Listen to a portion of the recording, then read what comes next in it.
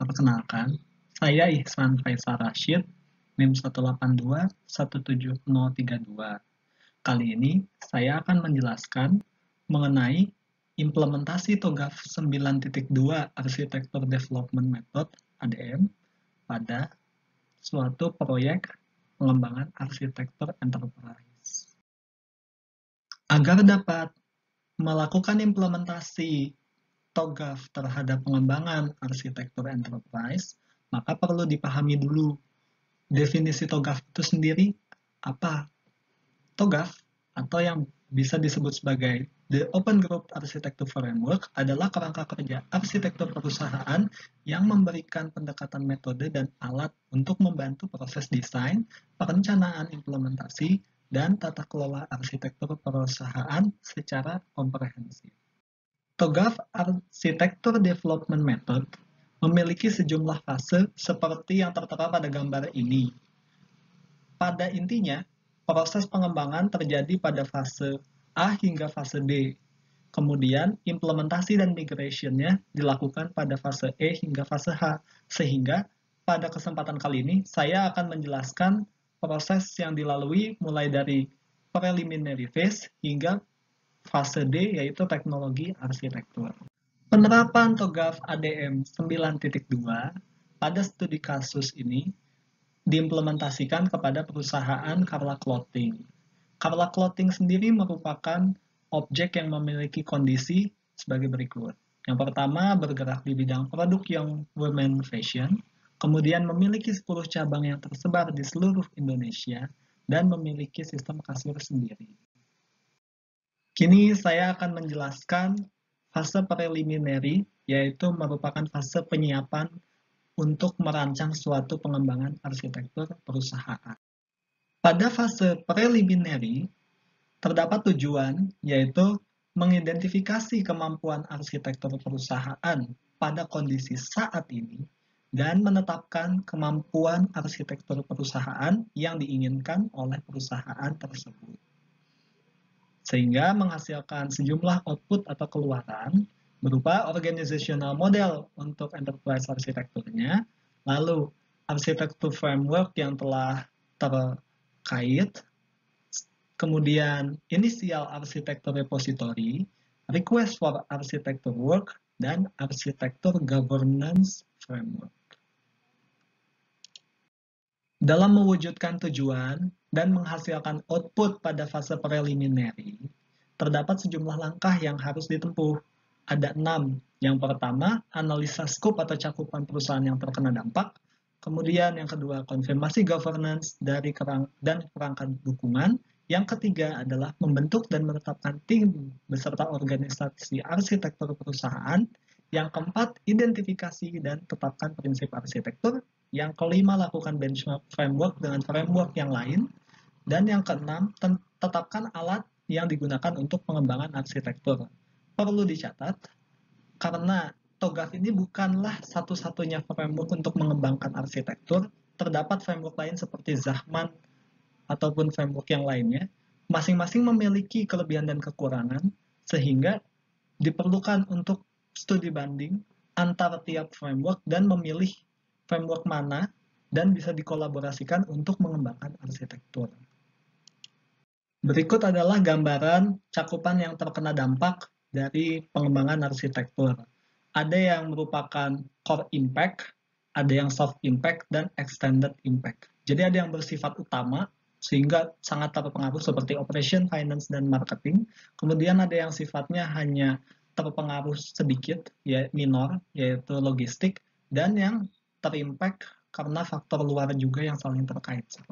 Kemudian ini adalah gambaran organization governance, yaitu struktur organisasi dari Carla Clothing, dipimpin seorang CEO, dan di bawahnya terdapat sejumlah divisi. Yang pertama finansial, marketing, operation, dan logistik serta distribution. Untuk mengembangkan keempat divisi tersebut, maka dibentuklah tim arsitektur enterprise. Berhubung tim arsitektur perusahaan harus mengamati kondisi dari keempat divisi tersebut, sehingga strukturnya sebagai berikut. Ada project manager yang memegang kendali terhadap keseluruhan tim, Kemudian terbagi lagi dalam tim ada divisi finansial, marketing, operasional, dan logistik. Kemudian untuk melakukan perancangan arsitektur enterprise, pada fase preliminary ini dikumpulkan sejumlah prinsip arsitektur perusahaan.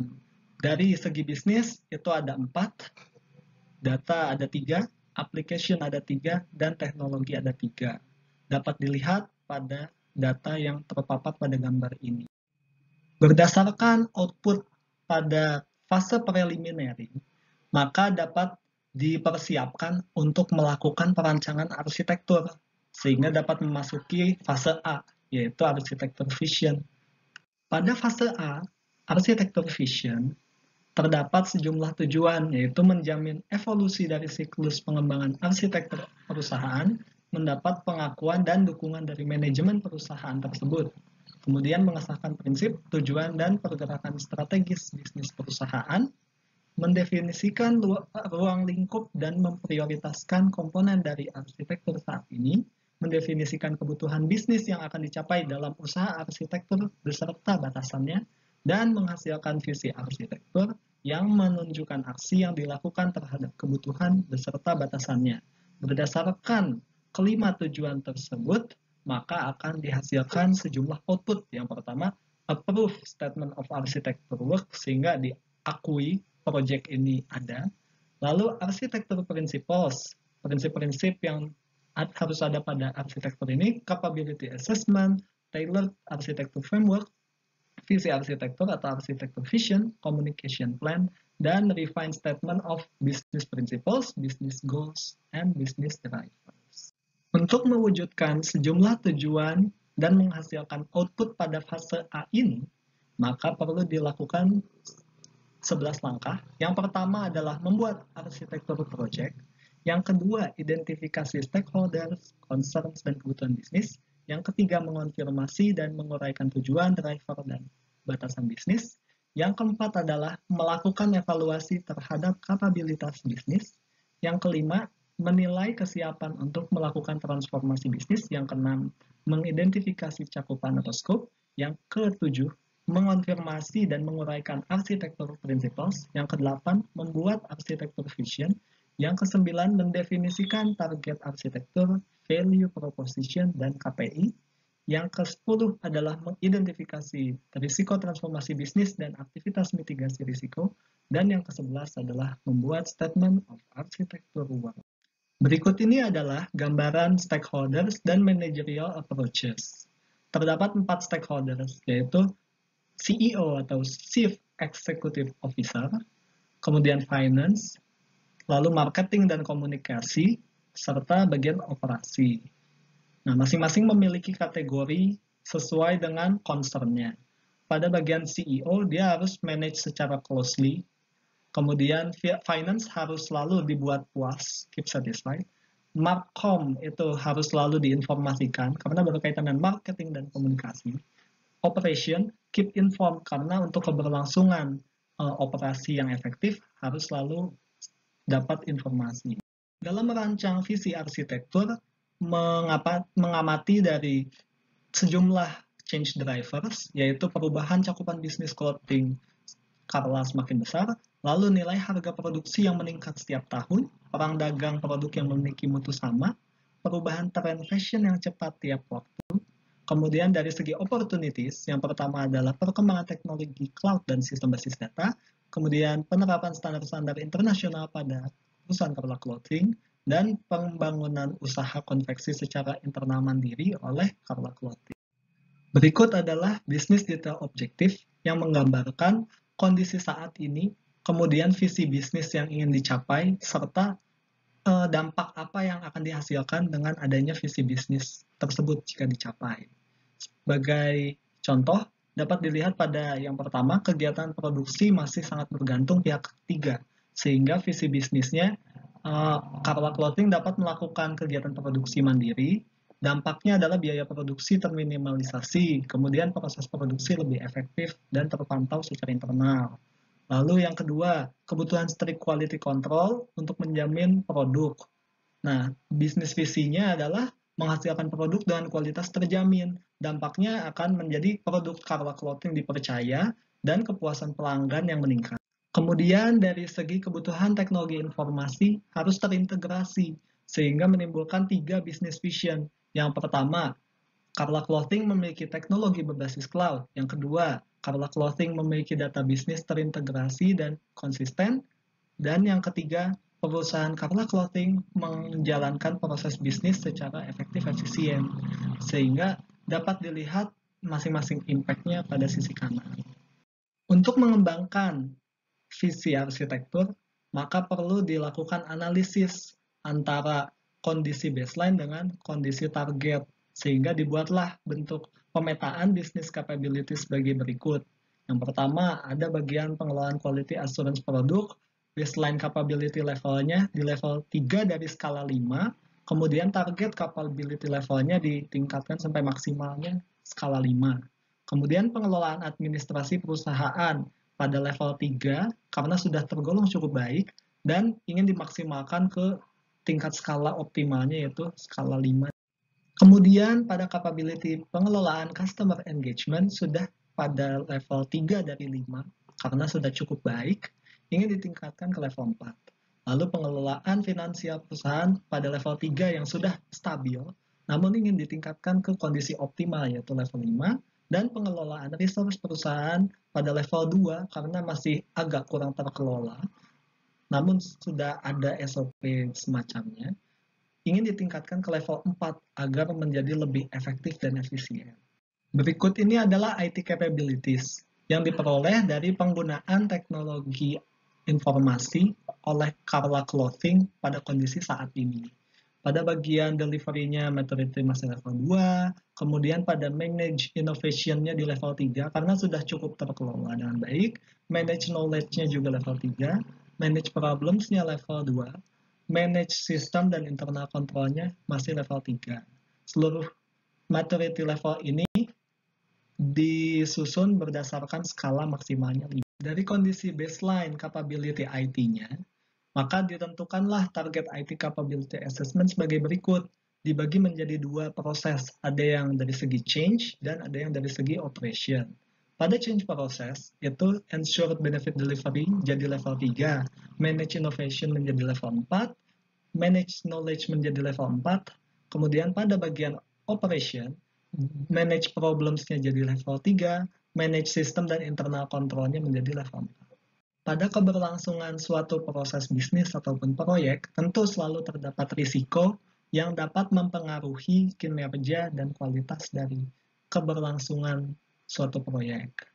Nah, terdapat 3 risiko pada tabel ini yang dipetakan berdasarkan besarnya dampak terhadap proyek, lalu tingkat keseringan munculnya atau posibilitas likelihood, kemudian cara mitigasinya agar dapat terkelola dengan baik, dan pihak mana dari stakeholder yang akan bertanggung jawab terhadap risiko ini. Berdasarkan arsitektur vision yang telah dirancang, maka dapat dilanjutkan ke pengembangan tahap berikutnya yaitu fase B, bisnis arsitektur. Pada fase B atau bisnis arsitektur, terdapat 2 tujuan, yaitu mengembangkan target arsitektur bisnis yang menggambarkan cara perusahaan beroperasi sehingga tujuan bisnis tercapai. Yang kedua adalah mengidentifikasi kandidat-kandidat komponen roadmap arsitektur berdasarkan gap analisis antara baseline dan target bisnis arsitektur. Outputnya ada 4. Yang pertama, arsitektur vision yang terbarukan, kemudian draft dokumen arsitektur definition, draft dokumen arsitektur requirement specification, dan business arsitektur components of arsitektur roadmap. Pada tahap pengembangan arsitektur bisnis, terdapat 9 langkah yang harus dilakukan. Yang pertama, memilih model referensi, sudut pandang, dan alat perancangan arsitektur. Kedua, mengembangkan definisi arsitektur baseline. Yang ketiga, mengembangkan definisi arsitektur target. Yang keempat, analisis gap dari baseline terhadap target dari bisnis arsitektur. Kemudian yang kelima, mendefinisikan kandidat komponen arsitektur roadmap. Yang keenam, menyelesaikan dampak antar arsitektur landscape. Yang ketujuh, melakukan review formal oleh stakeholders. Kemudian yang ke-8, finalisasi arsitektur bisnis. Dan langkah terakhir ke-9 pada fase ini, membuat dokumen arsitektur definisi. Berikut adalah baseline business function pada Carla yang telah diidentifikasi. Yang pertama mencakup corporate function, dibagi ada bagian finansial management dan human resource-nya. Kemudian pada business support service, itu mencakup funds movement dan IT support. Kemudian pada bagian customer management, itu mencakup relationship management dan customer support. Dan pada bagian product processing terdapat sejumlah proses yang ada di dalamnya. Berikut ini adalah bentuk target business function yang ingin dicapai. Secara garis besarnya relatif sama, namun yang diubah adalah pada bagian business support service, IT support-nya menjadi lebih praktis karena bagian funds movement-nya diintegrasikan, sehingga fokusnya cukup ke enterprise resource planning dan POS system. Kemudian pada bagian customer management juga sama, namun yang berbeda ada pada bagian product processing, yang awalnya terdapat 12 poin proses, kami bisa sederhanakan menjadi cukup 10 proses saja, agar lebih efektif efisien. Berikut ini adalah gambaran dari baseline business service-nya. Kemudian ini adalah target dari business service yang ingin dicapai. Secara keseluruhan sama, namun yang kami ubah adalah pada bagian sales service management ditambah satu, yaitu website. Kemudian berikut ini adalah gambaran BPMN, yaitu Business Process Model Notation, yang menggambarkan alur proses bisnis yang dilakukan perusahaan Carla Clothing. Tidak ada yang berubah pada BPMN.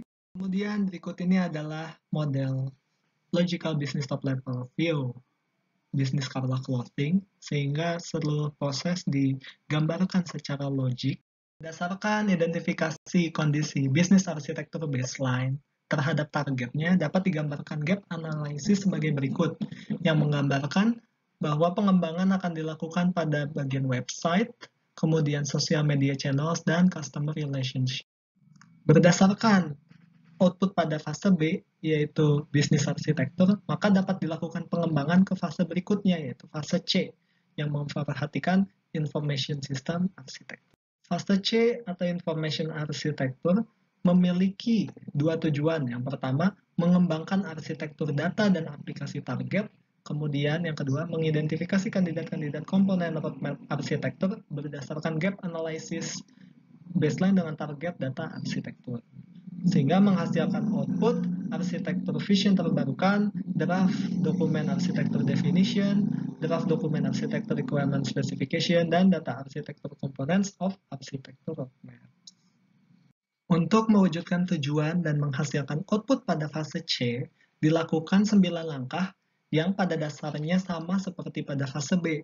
Namun, arsitektur yang menjadi konteksnya adalah data dan aplikasi.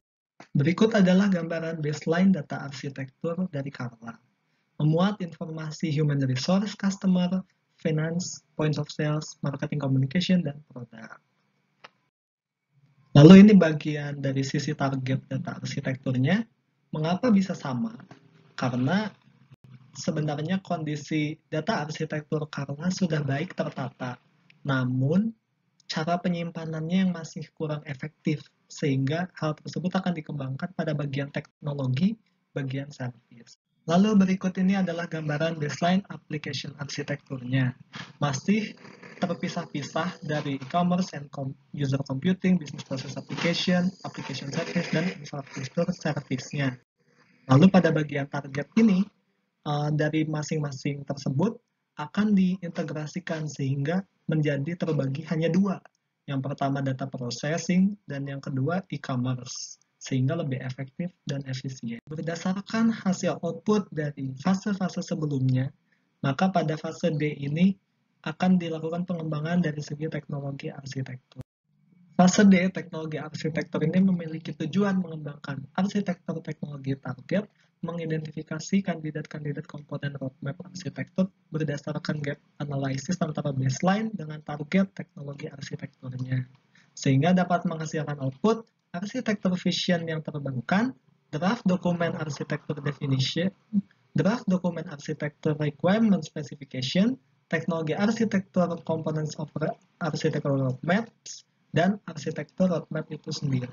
Untuk mencapai tujuan dan menghasilkan output pada fase D ini dilakukan 9 langkah yang pada dasarnya sama seperti fase B dan fase C, namun konteks di sini adalah teknologi arsitektur. Berikut adalah gambaran baseline teknologi arsitektur yang diterapkan.